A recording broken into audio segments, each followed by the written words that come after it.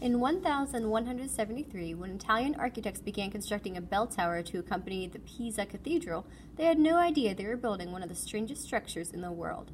The bell tower was not intended to achieve such fame, nor was it meant to be called the Leaning Tower of Pisa. The tower turned out differently than anyone could have anticipated due to one simple fact.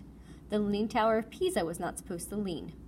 A testament to the beauty of the Romanesque architecture, the circular bell tower, coated in white marble, has always attracted a number of visitors. But beauty is not the Leaning Tower's claim to fame.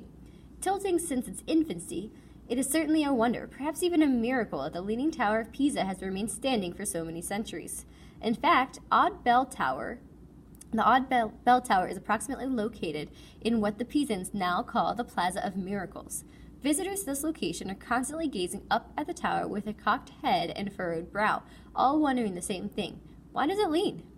The soft, sandy soil beneath the tower contains the answer to this ever-present question. The Leaning Tower of Pisa stands in a riverbed of soil only a few feet above sea level.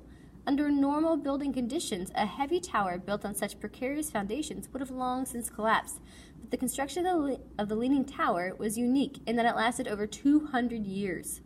Builders had completed the third tier of the tower when they started to notice that it was tilting. They stopped building, and the tower was incomplete for decades as engineers tried to figure out how to make it perpendicular. This long lapse in construction, however, allowed the layers of ground beneath the tower to compress and harden, thus cementing the tower in its slanted position. In spite of its stubborn lean, the Pisans finally decided to finish the bell tower, optimistically labeling it as an object of curiosity. What began as an architectural nightmare has since become one of the world's most beloved monuments. In fact, in 1999, engineers finally figured out a way to straighten the tower by removing the soil from beneath its high side. Though they worked for years to decrease the lean and thus reduce the danger of the tower eventually toppling over, the engineers were careful to make sure that the tower still had a noticeable slant. At first, it wasn't supposed to lean, yet today we won't allow the Pisa's bell tower to stand straight. It's no wonder the Leaning Tower of Pisa is one of the strangest buildings in the world.